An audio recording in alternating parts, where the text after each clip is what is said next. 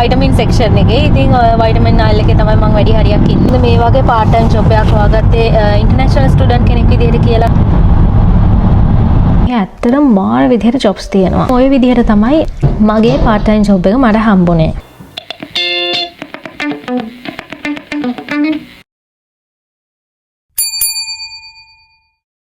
Hello, කොහොමද ඉතින් ඔයාලට? ඉතින් මගේ channel එකට ඔයාලව ආදරෙන් පිළිගන්නවා. මගේ professional series එකේ දෙවෙනි වීඩියෝ එක තමයි මම අද අරගෙන ආවේ. ඉතින් මගේ කලින් professional series වීඩියෝ එකේ මම කතා කළේ මගේ education path එක. ඉතින් මම කොහොමද මෙහි masters එකට ආවේ? ඉතින් මගේ education path එක උනේ කොහොමද කියලා. ඒක වගේම තවත් මගෙන් ගොඩක් කට්ටිය අහන ප්‍රශ්නයක් තමයි අක්කා කොහොමද ඕස්ට්‍රේලියාවේ part time job එක හොයාගත්තේ කියලා. ඉතින් මම වැඩ කරන්නේ chemist warehouse එකේනේ. ඒක මෙහි තියෙන pharmacy chain එකක්. මම අද මගේ experience එකත් එක්ක ඔයාලත් එක්ක share කරන්න international student කෙනෙක් විදිහට ආපු මම කොහොමද ඕස්ට්‍රේලියාවට ආපු ගමන්ම part time job එකක් හොයාගත්තේ කියලා. මම මේ වීඩියෝ එකේ share කරන්නේ මගේ experience එක. එතකොට මම කරපු දේවල් සහ මම අත්දැකපු දේවල්. එහෙනම් ඉතින් වීඩියෝ එකේ අන්තිම වෙනකම් ඔයාලත් මාත් එක්ක එකතු වෙලා ඉන්න. ඉතින් මේ වගේ outfit එකක් තමයි මේ මම අඳින්නේ මගේ වැඩ කරන තැනට. ඉතින් මේක තමයි අපේ යුනිෆෝම් එක. මේක කැමති විදිහට අඳින්න පුළුවන්. මේ දවස්වල ඉතින් ඇත්තටම winter season එක. ඉතින් ඒ නිසා ඇත්තටම මාර සීතලයි. සමහරක් වෙලාවට මේ කොඩින් මම මොකක් හරි knitwear එකක් අඳිනවා. නිකම් jersey එකක් වගේ එකක්. ඉතින් ඔයාලටත් මම වැඩ කරන තැනට යනකම් මාත් එක්ක එකතු වෙන්න පුළුවන්. Hi, කොහොමද ඉතින්? දැන් යන ගමන් ඉන්නේ. කේන 9 වගේ වෙනකන් මට පැය 8ක් තමයි shift එක තියෙන්නේ. මම වැඩ කරන තැන අපේ ගෙදර ඉඳන් විනාඩි 15ක වගේ දුරකින් තමයි තියෙන්නේ. ඉතින් විනාඩි 15ක drive එකක්. එහෙම නැත්නම් විනාඩි 18ක විතර මට train එකේ යන්න පුළුවන්. ඒකත් හරිම ලේසි. ඉතින් අද ගෙදර husband කොහොමත් ගෙදර ඉන්න නිසා අද යාමාව දාන්න යනවා. මං ඉරිදා දවස්වල සාමාන්‍යයෙන් වැඩට යන්නේ නැහැ. සෙනසුරාදා දෙකම ගෙදර ඉන්නේ. සෙනසුරාදා ගොඩක් වෙලාවට ගෙදර. ඒ වුණාට මට ඉතින් මේ දවස්වල ටිකක් යන්න හිතුණා. මොකද සාමාන්‍යයෙන් ඉරිදා දවස්වල ඩබල් පේ ගන්නවානේ. ඒකත් නයිට් shift එකට යනකොට ටිකක් වැඩි. ඉතින් මේ දවස් ටිකේ මං ඒ හින්දා ඉරිදා shift වලට යනවා.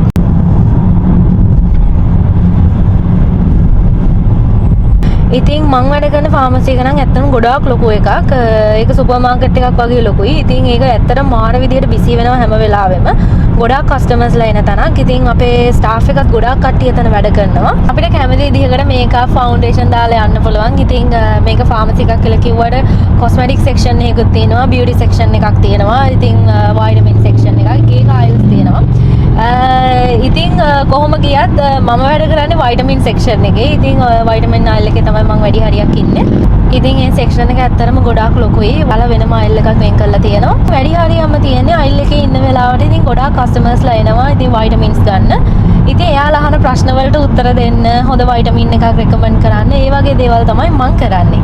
හරි ඉතින් දැන් ගොඩක් අය අහලා තිබ්බනේ මගෙන් කොහොමද මේ වගේ part time job එකක් හොයාගත්තේ international student කෙනෙක් විදිහට කියලා. ඉතින් දැන් මම ඒක ගැන කතා කරන්න තමයි හදන්නේ.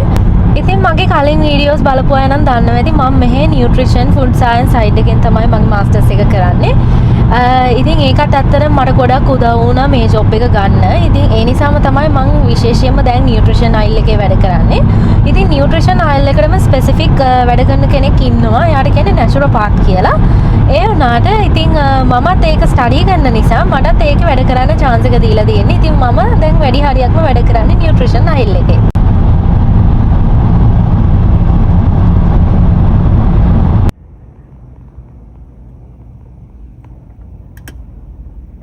හරි ඉතින් මම දැන් කිව්වනේ මම chemist warehouse එකේ pharmacy assistant කෙනෙක් විදිහටයි වැඩ කරන්නේ කියලා. මම ඉගෙන ගන්න දේවල් මගේ මේ job එකත් එක්ක ගොඩාක් සම්බන්ධයි. ඉතින් උදාහරණයක් විදිහට ගත්තොත් හිතන්නකෝ කවුරු හරි එනවයි කියලා මොන හරි muscle pain එකක්.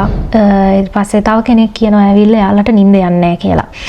ඒ සමහරක් කෙනෙක් කියනවා එයාලට නිින්ද යන්නේ නැහැ නිකන් stress එක වගේ කියලා. ඉතින් තවත් කෙනෙක් කියන්න පුළුවන් එයාලගේ vitamin D level එක අඩුයි. සමහරක් අය එනවා collagen ගැන අහන්න skin එක ලස්සනට තියාගන්නේ කොහොමද කියලා. ඉතින් collagen විතරක් නෙමෙයි ඇත්තටම skin එක ලස්සනට තියාගන්න නම් zinc වගේ දේවල් ඕන වෙනවා. collagen, vitamin C, ඒ වගේ තව probiotics තියෙනවා. ඉතින් එතකොට එක එක්කෙනාගේ අවශ්‍යතාවන් වෙනස්. ඉතින් ඒගොල්ලන්ගේ අවශ්‍යතාවන් වලට ගැළපෙන විදිහට තමයි මම products ගැන යාළුවට කියලා දෙන්නේ. මේ product එක මොකද්ද? මේක මොන බ්‍රෑන්ඩ් එකද කොහෙද කම්පැනි එක ඉතින් ඊට පස්සේ ඒකේ මොනවද තියෙන්නේ ingredients herbs තියෙනවද ඉතින් ඒ වගේ දේවල් තමයි මම කරන්නේ මගේ රෝල් එක තමයි කස්ටමර්ස්ලාට හොඳ ප්‍රොඩක්ට් එකක් ගැන කියන එක හොඳ ප්‍රොඩක්ට් කැටගරි එකක් එතකොට එයාලට තියෙන ඔප්ෂන්ස් ඒවත් එක්ක මම හෙල්ප් කරනවා මම එයාලට ඒවා තේරුම් කරලා දෙනවා ඒවල මොනවද තියෙන්නේ ඉතින් සමහරක් වෙලාවට මම එයාලට කියනවා recommended daily intake එක මොන වගේද කියලා මොකද මම ඉගෙන ගන්නේ නියුට්‍රිෂන් නිසා මම දන්නවා සාමාන්‍යයෙන් එක vitamins nutrition minerals වල recommended daily intake එක වෙනස් ඒ studies මගේ part time job එකත් එක්ක ගොඩාක් එකට සම්බන්ධ වෙලා යන නිසා මම ගොඩාක් ආසාවෙන් තමයි මේ job එක කරන්නේ එහෙනම් අපි බලමු දැන් කොහොමද ඕස්ට්‍රේලියාවේ job එකක් හොයාගන්නේ කියලා ඉතින් ඕස්ට්‍රේලියාවේ part time jobs විදිහට මොනවද තියෙන opportunities ඉතින් ඇත්තටම ඕස්ට්‍රේලියාව කියන්නේ ගොඩාක් ලොකු රටක් ඉතින් මෙල්බන් කියලා ගත්තොත් මෙල්බන් කියන්නේ ලොකු මෙට්‍රොපොලිටන් ඒරියා එකක් ඉතින් මෙහි ඇත්තටම මාර විදිහට jobs තියෙනවා ඉතින් ඕස්ට්‍රේලියාවේ ඇත්තටම part time jobs වලට ගොඩාක් opportunities තියෙනවා මොකද part time casual ඉතින් full time jobs ගැන මම මෙතන කතා කරන්නේ නැහැ ඉතින් ස්ටුඩන්ට් කෙනෙක් විදිහට මෙහෙ සාමාන්‍යයෙන් ස්ටුඩන්ට්ස්ලා විතරක් නෙවෙයි ඇත්තටම අවුරුදු 14න් පස්සේ ඕනම කෙනෙක්ට job එකක් කරන්න පුළුවන් අනිත් එක තමයි මෙහෙ school requirement එකක් ළමයෙක් part time job එකක් කරන එක එතකොට අර නිකන් අපි කැම්පස් එකේ ඉගෙනගෙන මොඩියුල් එකක් විදිහට placement එකකට යනවා වගේම තමයි ඕස්ට්‍රේලියාවේ ළමයෙක් ඒගොල්ලෝගේ grade 10 හරි 11 හරි ග්‍රේඩ්ස් වලට ආවට පස්සේ එයාලා මොන හරි part time job එකක් කරන්න ඕනේ ඊට පස්සේ ඒක එයාලා ස්කෝලේට දැනුම් දෙන්න ඕනේ එයාලා ඒක report කරන්න ඕනේ මේ ගොඩාක් opportunities තියෙන නිසා Tamanට කැමති field එකකින් job එකක් හොයාගන්න පුළුවන් ඉතින් උදාහරණයක් විදිහට retail jobs ගොඩක් තියෙනවා LD එතකොට Coles Woolworths Kmart Big W එතකොට එහෙම නැත්නම් fast food chain එකක් ඒ කියන්නේ McDonald's Domino's Pizza Hut Hungry Jack's ඒ වගේ ගොඩාක් ඒවා තියෙනවා එතකොට එහෙම නැත්නම් barista course එකක් මොන හරි කරලා තියෙනවා නම් cafe එක වැඩ කරන්න පුළුවන්. ඉතින් course එකක් කරලා තිබ්බට විතරක් මදි barista skills මොන හරි තියෙන්න ඕනේ. ඉතින් එහෙම නැත්නම් warehouses වල වැඩ කරන්න පුළුවන්. ඉතින් warehouses වලත් එක එක වර්ගවල jobs තියෙනවා. warehouse වල වැඩ කරන්න නම් ඒකට සමහරක් qualifications ඕනේ කරනවා. එතකොට සමහරක් special license ඕනේ කරනවා. ඉතින් උදාහරණයක් විදිහට warehouse එක සාමාන්‍යයෙන් මොනම job එකක් ගන්නත් forklift license එකක් ඕනේ. ඊට අමතරව ඉතින් ඒක office වල companies වල reception jobs තියෙනවා. customer service jobs තියෙනවා. ඒතර call center jobs තියෙනවා. ඉතින් ඒ වගේ ඒවට නම් ටිකක් English skill එක බලනවා. මොකද ඉතින් හැම වෙලාවෙම call කරන්න ඕනේ. ඒකට හොඳ communication skill එකක් තියෙන්න ඕනේ. ඊට අමතරව කට්ටිය ඉතින් cleaning කරනවා, tutoring කරනවා, aged care වල වැඩ කරනවා. ඉතින් ඒ වගේ එක එක ආකාරයේ jobs තියෙනවා. ඉතින් tax එකට වැඩ කරන jobs වෙනම තියෙනවා. ABN කියලා Australian business number එකට වැඩ කරන jobs වෙනම තියෙනවා. ඉතින් මම ඒ ගැන වෙනම වෙලාවක කතා කරන්නම්. ඉතින් සරලව කිව්වොත් tax එකට වැඩ කරනවා කියන්නේ tax එක කැපිලා තමයි අපිට salary එක එන්නේ. ඒකට salary එකක් වගේ. එතකොට ABN එකට වැඩ කරනවා නම් ඒක නිකන් අපි බිස්නස් එකක් කරන විදිහට තමයි ඒක වැටෙන්නේ. අපිට ඒකෙන් මුකුත් කැපිලා වැටෙන්නේ නැහැ. එතකොට අපි පස්සේ ටැක්ස් එක ක්ලේම් කරද්දී ඕස්ට්‍රේලියන් ගවර්න්මන්ට් එකට ඒකට ටැක්ස් එකක් අපි පේ කරන්න ඕනේ අපේ හම්බ වෙච්ච ඉන්කම් එකේ විදිහට. ඉතින් කොහොමද ඇප්ලයි කරන්නේ? ඉතින් ඇප්ලයි කරන්න කලින් මුලින්ම හිතන්න ඕනේ දේවල් ටිකක් තියෙනවා. ඒ තමයි මම හරියට CV එක හැදුවද කියලා. ඉතින් රෙසියුම් එක හදන්න කලින් කල්පනා කරන්න ඕනේ දෙයක් තමයි මගේ ඉංග්‍රීසි ස්කිල් එක කොහොමද? ඉතින් මොන හරි කස්ටමර් සර්විස් සම්බන්ධ ජොබ් එකකට නම් ඇප්ලයි කරන්නේ ඒක හිතලා බලන්න ඕනේ පොඩ්ඩක්. එතකොට මම ෆිසිකලි වර්ක් කරන්න පුළුවන්ද? අමාරුකම් මොන හරි ඇඟේ අමාරුකම් අතපය රිදෙන ඒවා කොන්ද කැක්කුම් ඒ වගේ ගොඩ කාලෙකින් ඉඳන් තියෙන අමාරුකම් මොන හරි තියෙනවද? එතකොට ට්‍රාන්ස්පෝර්ට් එකක් මට තියෙනවා. ඉතින් මෙහි ගොඩක් බලන දෙයක් තමයි ට්‍රාන්ස්පෝර්ට් එක. ඉතින් ජොබ් එකකට යද්දි මුලින්ම අහන්නේ ඔයාට එන රිලයබල් ට්‍රාන්ස්පෝර්ට් එකක් තියෙනවද? කොහෙද ඉන්නේ? එතන ඉඳන් වැඩට එන්න කොච්චරක් වෙලා යනවද? ඕක තමයි මුලින්ම අහන ප්‍රශ්නේ ඉන්ටර්විව් එකේදී ඇත්තටම. තව බලන දෙයක් තමයි ඉන්ටර්නැෂනල් ස්ටුඩන්ට් කෙනෙක්ද? ඔයාගේ වීසා එක ඔයාට වැඩ කරන්න පුළුවන්ද? කොච්චර වෙලාවක් ඔයාට වැඩ කරන්න පුළුවන්ද? මේ ප්‍රශ්න වලට හරියට උත්තර දෙන්න ඕනේ. මොකද මේවා හැමදාම එකට සම්බන්ධ වෙලා ලින්ක් වෙලා තියෙන්නේ. ඉතින් ඒ නිසා අපිට බොරු කරන්න බෑ කොහෙදවත්. ඉතින් ස්ටුඩන්ට් කෙනෙක් නම් ස්ටුඩන්ට් කෙනෙක් කියලා කියන්න ඕනේ. ඉතින් රෙසියුම් එක ගැන කතා කළොත් ඕස්ට්‍රේලියාවේ රෙසියුම් එකක් ශ්‍රී ලංකාව විදිහට නෙමෙයි හදන්නේ. ඉතින් ලංකාව විදිහට වගේ නෙමෙයි මෙහිදී රෙසියුම් එක තියෙන්නේ. එතකොට ඒකට වෙනම ස්ටෑන්ඩඩ් එකක් තියෙනවා. ඒකට වෙනම ටෙම්ප්ලේට් එකක් එනවා. එතකොට ඒකේ විදිහට තමයි රෙසියුම් එක හදාගන්න ඕනේ. ඉතින් ලංකාවේ නම් අපි රෙසියුම් එකක් හදනකොට ෆොටෝ එකක් එහෙම පැත්තකින් දානවනේ. මෙහෙ එහෙම කරන්නේ නැහැ. ඉතින් ඊට අමතරව අපි ඔය ගොඩාක් නිකම් කලර්ෆුල් රෙසියුම්ස් පාවිච්චි කරන්නේ නැහැ. ගොඩාම සිම්පල් black and white එකක් තමයි පාවිච්චි කරන්නේ. පාස්පෝර්ට් ඩීටේල්ස් වගේ ගොඩාක් අර පර්සනල් ඩීටේල්ස් එහෙම දාන්නේ නැහැ. ඉතින් අපේ නම, එතකොට ඇඩ්‍රස් එක, ෆෝන් නම්බර් එකක්, ඊමේල් ඇඩ්‍රස් එකක්, ඒ වගේ ඩීටේල්ස් තමයි මුලින්ම දාන්නේ. ඉතින් ඒකත් එක්ක අපේ ඔය ප්‍රොෆයිල් සමරි එකක් දාලා relevant work experience දාලා ඒකට related මොන හරි qualifications තියෙනවද? එතකොට දැන් මෙතන part time job එකක් හරි casual job එකක් නම් එතකොට මොන හරි hobbies තියෙනවද? එතකොට soft skills මොනවද තියෙන? ඒක තමයි මේ ගොඩක්ම වැදගත් වෙන්නේ. යාලා බලන්නේ අපේ තියෙන interpersonal skills මොනවද කියලා. ඒ කියන්නේ පොත්වල දැනුමට විතරක් නෙමෙයි. ඒ කියන්නේ යාලා බලන්නේ අපිට මොන වගේ skill එකක් තියෙනවද මොන හරි situation එකක් handle කරන්න. customer කෙනෙක් ඇවිල්ලා මේ වගේ ප්‍රශ්නයක් අහුවොත් අපි කොහොමද ඒකට උත්තර දෙන්නේ? කොහොමද මේ ප්‍රශ්නේ විසඳන්නේ? ඔය වගේ skills තමයි යාලා බලන්නේ අපේ තියෙනවද කියලා. ඉතින් අපේ religion එක, එතකොට අපේ married unmarried ඒ වගේ status එක, citizenship ඒ කිසිම දෙයක් මේ CV එකේ දාන්නේ නැහැ.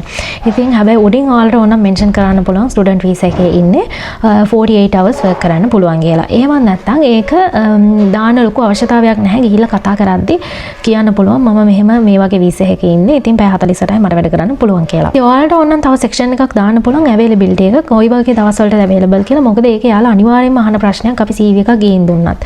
ඉතින් ලේසි CV එකේ පිටිපස්සෙන් නිකන් mark down කරන්න මොන වගේ days වලටද අපි available. ඒ කියන්නේ සාමාන්‍ය සතියේ දවස් ඔක්කොම ඉන්නවද? එහෙම නැත්නම් weekend එකේ විතරද? රැටද ඉන්නේ? උදේටද? එහෙම නැත්නම් flexibleද? ඒ වගේ ඔයාලට mention කරන්න පුළුවන්. විශේෂම දේ තමයි හැම job එකකටම එකම resume එක ගෙනවන්න යවන්න එපා. අනිවාර්යයෙන්ම ඒක job description එක match වෙන්නම ඕනේ. ඉතින් ඒකට keywords තියෙනවා, එතකොට action verbs තියෙනවා. ඒව ඔක්කොම හරියට match කරලා තමයි CV එකක් හදන්න ඕනේ. ඉතින් හරි CV එකක් හදන්නේ කොහොමද කියන වීඩියෝ එකක් මම ආයෙ ඔයාලට වෙන වීඩියෝ එකකින් අරගෙන එන්නම්. මොකද නැත්තම් මේ වීඩියෝ එක දිග වැඩි වෙනවා. job එකක් හොයාගන්නේ කොහොමද? හොයාගන්න පුළුවන් places මොනවද? ඉතින් මේ job එකක් හොයාගන්න recommend කරන්න පුළුවන් ගොඩක් websites තියෙනවා. උදාහරණයක් විදිහට Seek. Seek කියන්නේ මෙහි ගොඩාක් ප්‍රසිද්ධ website එකක්. ඉතින් ඒ වගේ Jora, Indeed, එතකොට LinkedIn එකත් jobs හොයාගන්න හොඳ තැනක්. එහෙම නැත්නම් ඔයාලට Google jobs එකේ බලන්න පුළුවන්. නැත්නම් නිකම්ම Google search කරන්න පුළුවන් ළඟ ඒ අපට ආසන්නයේ තියෙන ඔයාලා කැමති field එකකින් මොනවාද jobs තියෙන්නේ. උදාහරණයක් විදිහට pharmacy assistant jobs near me. ඉතින් ඒ වගේ keywords මොන හරි දාලා search කරාම ඔයාලට jobs ළඟ තියෙන companies මොනවද කියලා හොයාගන්න පුළුවන්. එතකොට ඒ company එකේ main website එකට ගිහිල්ලාම ඒකෙම job එකට apply කරන්න පුළුවන් resume එක දාලා. කලාවට යාලා cover letter එකක් අහනවා. ඉතින් ඒ cover letter එකේදී අර CV එකේ තිබ්බ ටික ආයේ එහෙම් පිටින් මේ විදිහටම දාන්න එපා. එතන mention කරන්න ටිකක් soft skills ගැන නිකම් මම මෙහෙම කෙනෙක් මට මේ වගේ දෙයක් කරන්න පුළුවන්. ඉතින් මට මේ වගේ skill එකක් තියෙනවා. ඉතින් මම කැමතියි මේ වගේ දවස් වලට වැඩ කරන්න. මම ඔයාලගේ store එකට කැමතියි. එහෙම නැත්නම් මම ඔයාලගේ වැඩ කරන තැනට කැමතියි. මම කලින් දැකලා තියෙනවා ඒක. ඉතින් මම ආසයි ඒ වගේ තැනක වැඩ කරන්න. ඒ වගේ ඔයාලට හොඳ ලස්සන cover letter එකක් හදලා දාන්න පුළුවන්. විශේෂම දේ තමයි ඔයාලට cover letter එක address කරද්දී දැන් අපි දානවනේ hi උදාහරණයක් විදිහට සෑම් කියලා ගත්තොත් hi සෑම් කියලා. ඉතින් අපි ඒ කෙනා කවුද කියලා දන්නේ නැත්නම් හොඳම දේ තමයි ඔයාලා පොඩ්ඩක් සර්ච් කරලා බලන්න මොකක් හරි අදාළ තැනකට ඔෆිස් එකකටද එහෙම නැත්නම් දන්නකො දැන් LD එක හරි කෝල්ස් එක හරි කියලා. එතකොට ඒකේ ඒ ඉන්න මැනේජර් කවුද? එහෙම නැත්නම් කවුද ඒ බාරව ඉන්නේ? සුපර්වයිසර් කෙනෙක් කවුරු හරි ඉන්නවද? අන්න ඒ කෙනාගේ නම කොහොම හරි හොයාගන්න. ඉතින් ස්ටෝර් එකකට ගිහිල්ලා ඇවිදලා ඉන්න ටීම් මෙම්බර් කෙනෙක්ගෙන් අහුවන මැනේජර්ගේ නම මොකක්ද කියලා එයාලා කියනවා. ඉතින් ඒ කෙනාව ඇඩ්‍රස් කරලා දාන්න. එතකොට ඔයා තවත් උනන්දුයි කියන එක ඒකෙන් පෙන්නුම් කරනවා. මම දැන් කියන්න යන්නේ walk in method එක ගැන. ඒ කියන්නේ ඔයා ඇවිදලා ගිහලා CV එකක් දෙන එක ගැන. මේක personally ඇත්තටම මට නම් හොඳ experience එකක් තියෙනවා. එහෙනම් මට ඒක recommend කරන්න පුළුවන්. ඉතින් සාමාන්‍ය හැම shop එකකටම ගිහිල්ලා CV දුන්නා කියලා එයාලා බාර ගන්නේ නැහැ. උදාහරණයක් විදිහට දැන් McDonald එකකට ගිහිල්ලා CV එකක් දුන්නා කියලා එයාලා ඇත්තටම එතනින් ගන්නේ නැහැ. ඒක depend වෙනවා ඒ ඉන්න කෙනත් එක්ක. ඉතින් ලස්සන්ට ඇඳලා ලස්සන්ට neat එකට ඇඳලා dress කරලා යන්න CV එකක් අරගෙන යනවා නම් අනිවාර්යයෙන්ම මොකද ගිහින් මැනේජර්වනේ හම්බ වෙන්නේ. ඉතින් ප්‍රොෆෙෂනලි තමයි යන්න ඕනේ. ෆැන්සි විදිහට නෙවෙයි. ඊයේ ගාම hina වෙන්න, hina වෙලා hi how are you කොහොමද? ඉතින් ඒක අහන්න අහලා ඉතින් අද දවස කොහොමද ඔයාගේ? ඉතින් මං ආවේ මේකට මං ඔයාලට CV එකක් දෙන්න ආවේ. ඉතින් යාගේ ඇස් දෙක දිහා බලාගෙන කතා කරන්න. හොඳ eye contact එකක් maintain කරන්න ඕනේ. ඔයාගේ self එක හොඳට present කරන්න ඕනේ. මම මේ වගේ කෙනෙක් කියලා. ඉතින් තමන්ගේ personality එක එතනින් ඒ විනාඩි කිහිපයක් තුළත හොඳටම දෙන්න මම කවුද කියලා. සමහරකට ගිය ගාම හම්බ වෙන එක්කෙනා මැනේජර් වෙන්න පුළුවන්. එතකොට ඔයාලට කරන්න තියෙන්නේ අහන්න පුළුවන්. ඉතින් ඔයාලගේ මැනේජර්ද ඉන්නවද? ඔයා සමහරකට යාලා කියන්නේ නෑ යාද නැහැ මේ වෙන දවසක ඉන්නේ. ඉතින් එහෙම වුණොත් ඔයාලට පුළුවන් ගිහිල්ලා ආයෙ වෙන දවසක එන්න.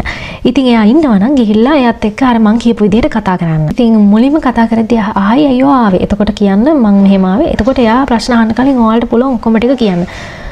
මම මෙයා මං අද ආවේ මේකට මං CV එකක් දෙන්න ආවේ මම ජොබ් එකක් හොයනවා part time හරි casual හරි ඔයාලා හයර් කරනවද මට කවුරු හරි කිව්වා ඔයාලා හයර් කරනවා කියලා. ඉතින් මම මේ විදිහට available ඉන්නවා මේ දවස්වල. ඉතින් මට මේ සම්බන්ධ මේ වගේ skills තියෙනවා. ඉතින් මම හිතනවා මම මේ තැනට ගැලපෙයි කියලා. ඉතින් ඔයාලා කැමති නම් මට බලලා call එකක් දෙන්න. ඉතින් ඒ වගේ මොකක් හරි ඔයාලට ඒ වෙලාවට එන දේක් එයාලට කියන්න.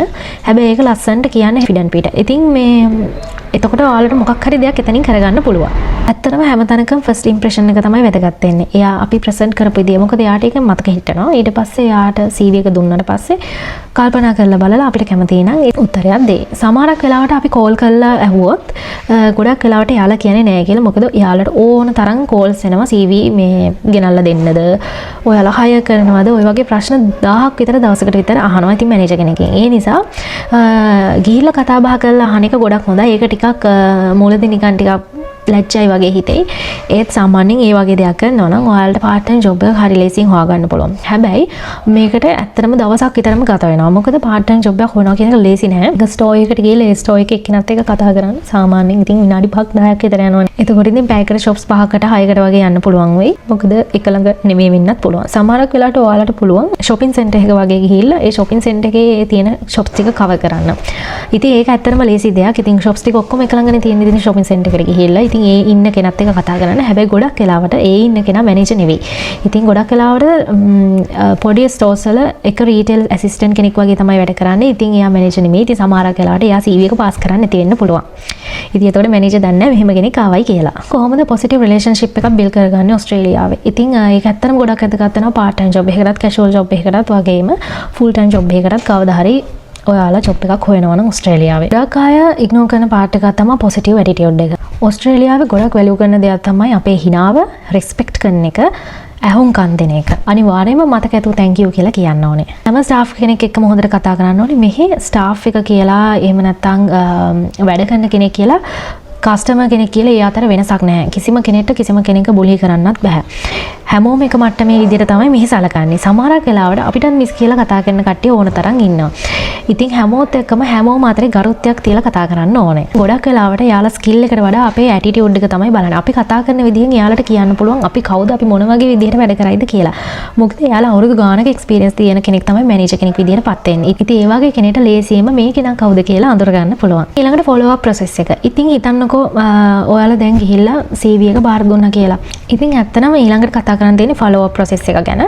ඉතින් මම මුලින්ම කතා කරන්න මම කොහොමද කළේ කියලා. දැන් මම ඔක්කොම කිව්වට මම කිව්වේ නෑනේ මම කොහොමද කළේ කියලා. ඉතින් මෙහෙමයි. මම ඕස්ට්‍රේලියාවට ආවේ ගිය අවුරුද්දේ. ඉතින් 2025 පෙබරවාරි වල වගේ. ඉතින් ඒ ඇවිල්ලා මේ මුල් ටිකේ නම් අපි ඇත්තටම ජොබ් එකක් හොයන්න බැලුවේ නැහැ. මම අපි ඒ ආපු ගමන් ඉතින් වාහනයක් ගන්න.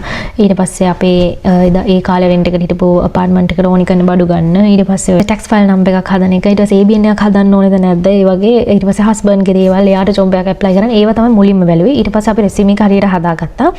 ඉතින් මෙහි ඇවිල්ලා ස්ටෑන්ඩඩ් එකට තමයි මම ඇත්තටම හදාගත්තේ. මම ලංකාවේ ඉඳන් එහෙම හදාගෙන ආවේ නැහැ. හැබැයි මම දැනගෙන ආවා මොන වගේ ස්ටෑන්ඩඩ් එකකටද රෙසියුම් එකක් සාමාන්‍යයෙන් හදන්න ඕනි කියලා. ඊට පස්සේ ඇවිත් සාමාන්‍යයෙන් ඒ පෙබරවාරි වල වගේම තමයි අන්තිම හරියේ ජොබ් එකක් බලන්න පටන් ගත්තේ.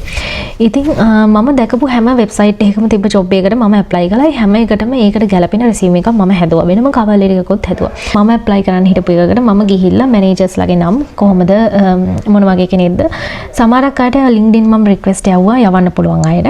ඉතින් එහෙම තමයි මම මුලින් කනෙක්ෂන් එක හදාගත්තේ. ඇප්ලයි කරලා රෙසියුම් එක ආයේ ෆිසිකලි print එකක් අරගෙන මම ගියා ඒ shops වලට. කියලා මැනේජර් හම්බෙලා සමහරක් වෙලා යද්දි මැනේජර්ස්ලා නැහැ. ඉතින් වෙන දවසක මට ආයෙ දෙවෙනි වතාවටත් යන්න ඕන. ගිහිල්ලා ඉතින් මම කිව්වා මෙහෙමයි මම ආවේ casual job එකක් හරි part time job එකක් හරි හොයාගෙන. ඉතින් මට ඕනම දවසක වැඩ කරන්න පුළුවන්. මම flexible. මොකද අපි මෙතනදී කියන්න ඕනේ අපි flexible කියලා. සමහරක් කෙනා අපිට හැමදාම වැඩ කරන්න බෑ. නමුත් අපි මේ වචනේ දෙන්න ඕනේ. ඉතින් නැතුව අපි මේ දවසේ විතරයි මට වැඩ කරන්න පුළුවන් මේ වෙලාවේ විතරයි. එහෙම කියන්න යන්න එපා. මොකද අපි එයාලා hire කරගත්තට පස්සේ ඕන විදිහකට ඒක වෙනස් කරගන්න පුළුවන්. ඉතින් එහෙම කියලා ඊට පස්සේ මම කිව්වේ මම ඔයාලගේ මම ඊට පස්සේ කිව්වේ මම ඉතින් ඔයාලගේ මේකෙන් ඇප්ලයි කළා. ඉතින් මට රිස්පොන්ස් එකක් ආවේ නැහැ. ඉතින් මම කැමතියි ඔයාලට මේ CV එක දෙන්න. මේ තියෙන මගේ CV එක. ඔයාලා කැමති නම් බලලා මට රිස්පොන්ස් එකක් දෙන්න. නැත්නම් වෙබ්සයිට් එකෙන් මාව අප්‍රූව් කරන්නත් පුළුවන්. එහෙම කියලා. ඉතින් ඊට පස්සේ කොහොම හරි දවස් දෙකකට වගේ පස්සේ මට කෝල් එකක් දීලා කිව්වා ඉන්ටර්විව් එකකට එන්න කියලා. ඊට පස්සේ තමයි මම ඉන්ටර්විව් ප්‍රොසෙස් එකට ගියේ. ඉතින් ඉන්ටර්විව් එකේදී මම කවුද කියන එක මම හොඳටම පැහැදිලි කරලා එයාලට කිව්වා. මම ඉන්ටර්විව් ප්‍රොසෙස් එකක් ගැන වෙනම වෙලාවක වීඩියෝ එකක් කරන්නම් කොහොමද ඉන්ටර්විව් එකකට ෆේස් කරන්න කියලා. ඉතින් ඊට පස්සේ එයාලා මාව සිලෙක්ට් කරගෙන තිබ්බා. ඉතින් ওই විදිහට තමයි මගේ part time job එක මට හම්බුනේ. ඉතින් follow up එකේදී සමහරක් වෙලාවට එයාලට අමතක වෙන්නත් පුළුවන් කියන එකක් නැති වෙයි. එයාලා තව එක්ක කල්පනා කරයි අපිව ගන්නවද නැද්ද කියලා. ඉතින් ඒ වෙලාවේදී ඔයාලට පුළුවන් ආයෙ ගිහිල්ලා ඉවරලා අහන්න දෙවෙනි වතාවටත් කොහොමද මැනේජ් ඉන්නවද කැමතිද මාව ගන්න. හැබැයි වැඩි ප්‍රෙෂර් කරන්න හොඳ නැහැ. ඉතින් ඔයාලා හිතනවා ඉතින් ඉන්ටර්විව් එකේදී perfect English ඕනේ කියලා. ඉතින් එහෙම නැහැ. perfect English ඕනේ නැහැ. ඉතින් Tamanට ඒගොල්ලෝ කියන දේ තේරෙනවා නම් ඒකට උත්තරයක් දෙන්න පුළුවන් නම් ඉතින් ඒක ප්‍රශ්නයක් නැහැ. confidence එක තමයි වැදගත්. ඔයාව present කරන්නේ කොහොමද කියලා. ඉතින් හිනාව respect එක එයාලත් එක්ක කතා කරන්නේ කොහොමද? එයාලා අහලා ප්‍රශ්න වලට උත්තර දෙන්න පුළුවන් නම් ඉතින් ප්‍රශ්නයක් නැහැ. ඉතින් එයාලා ගොඩක් වෙලාවට අහන්නේ customer service නම් ඉතින් කොහොමද දැන් මගෙන් නම් ඇහුවේ customer service මොකක් හරි ප්‍රශ්නයක් දීලා ඔයා මේ වගේ දෙයක් වුණොත් ඔයා මොකද කරන්නේ? ඉතින් ඒ වගේ දෙයක් තමයි එයාලා අහන්නේ. ඉතින් එහෙම නැත්නම් team work එකක් මොකක් හරි ප්‍රශ්නයක් දීලා මේ වගේ දෙයකදී ඔයා කොහොමද help එකක් ගන්නෙ? මේ වගේ එකකට ඔයා මුණ දෙන්නේ කොහොමද? අපිට පුළුවන් අමතක වෙයි කියලා හිතනවා නම් මොකක් හරි example එකක් කලින් practice කරගෙන යන්න. rejection එක ගැන කතා කළොත් ඉතින් ඒකත් normal. සාමාන්‍යයෙන් ඉතින් job එකකට විතර ගියොත් ඒකෙන් ගොඩක්ම 80ක් හරි reject වෙන්න තියෙන සම්භාවිතාව ඇත්තටම වැඩි. ඉතින් හැම වෙලාවෙම අපි apply කරනවා. හැබැයි reject වෙනවා. ඉතින් ඒකට හිත හදා ගන්න ඕනේ. ඉතින් ඒක සාමාන්‍ය දෙයක්. මොකද හැම job එකකටම අපි apply කළා කියලා ඒක අපිට හම්බ වෙන්නේ නැහැ. පුළුවන් තරම් තමන්ගේ resume එක improve කරගන්න බලන්න. මේ ඒක ඒ job එකට අදාළව හදන්න try කරන්න. ඉතින් ඇත්තටම මගේ මේ experience එකත් එක්ක මම දැනගත්ත දේ තමයි මෙච්චර කාලෙකට ඇත්තටම resume එකක්ම විතරක් තිබ්බා කියලා job එකක් හම්බ වෙන්නේ නැහැ. තමන්ගේ confidence එකයි තමන්ගේ skill එකයි තමන්ව present කරන්නේ කොහොමද කියන එක ගොඩාක්ම වැදගත් වෙනවා ඕස්ට්‍රේලියාවේ job එකක් ගන්න එක. විශේෂයෙන්ම මේ hire කරන තැන ඉන්න ඕස්ට්‍රේලියන් කෙනෙක් නම් එයාලා ගොඩක්ම කැමතියි අපි ඇත්තටම ගිහිල්ලා ඉවරලා එයාලත් එක්ක කතා කරලා job එකක් ගන්න එක ගැන අහනවට. ඉතින් ඒ නිසා rejection එකක් වුණා කියලා give up කරන්න යන්න එපා. ඉතින් වැඩේ අතාරින්න එපා කොහොම හරි කරන්න try කරන්න. මම හිතනවා මේ වීඩියෝ එකෙන් ඔයාලට හොඳ පැහැදිලි උත්තරයක් ලැබෙන්නේ නැති කියලා කොහොමද මගේ job එක හොයාගත්තේ කියලා. ඉතින් තව මොන හරි ඔයාලට ප්‍රශ්න තියෙනවා නම් දාන්න. ඉතින් මම පුළුවන් වෙලාවට ඒවට reply කරනවා. ඉස්සරහට අරගෙන එන්න ඕස්ට්‍රේලියාවේ resume එකක් හදන්නේ කොහොමද standard එකට ඒකේ template එක මොන වගේද? එතකොට interview process එක කොහොමද මොන වගේ ප්‍රශ්නද අපෙන් අහන්නේ? එතකොට LinkedIn profile එකක් කොහොමද හදාගන්නේ කියලා. ඒ වගේම තමයි තවත් මගෙන් අහන ප්‍රශ්නයක් තියෙනවා මගේ husband මොකද කරන්නේ කියලා. ඉතින් මගේ husband උත් ඉන්නේ මාත් එක්කම student dependent visa එකේ. ඉතින් එයාගේ visa එකත් වැටෙන්නේ student visa subclass 500. ඒකේ dependent කියලා. ඉතින් ඒ වුණාට මම masters එක කරන්නේ ඉතින් මගේ husband full time work rights තියෙනවා. සාමාන්‍යයෙන් bachelors එකක් කරන wife කෙනෙක් ඉන්නවා නම් එයාගේ husband full time work rights නැහැ. එයාට හම්බ වෙන්නේ ස්ටුඩන්ට් වගේම 48 hours විතරයි. ඒ කියන්නේ සති දෙකකට පැය 48යි. මගේ හස්බන්ඩ් පැය 48කට වඩා වැඩිපුර ඒ කියන්නේ අන්ලිමිටඩ් වැඩ කරන්න පුළුවන් නිසා අපි නිතරම බැලුවේ ෆුල් ටයිම් ජොබ් එකක් කොහෙන් හරි හොයාගන්න. මගේ හස්බන්ඩ් උත් දැනට ඕස්ට්‍රේලියාවේ කම්පැනි එකක ප්‍රොෆෙෂනල් ෆීල්ඩ් එකේ ජොබ් එකක් තමයි කරන්නේ. ඉස්සරහට තවත් වෙනම වීඩියෝ එකක් අරන් එන්න මගේ හස්බන්ඩ් කොහොමද ප්‍රොෆෙෂනල් ෆීල්ඩ් එකේ ජොබ් එකකට ගියේ ඒ ජොබ් එක හොයාගත්තේ කොහොමද කියලා. ඉතින් එහෙනම් මම ආයෙත් අලුත් වීඩියෝ එකක් අරගෙන එන්නම්. එතකන් ඉතින් ඔයාලා හැමෝටම සුබ දවසක්.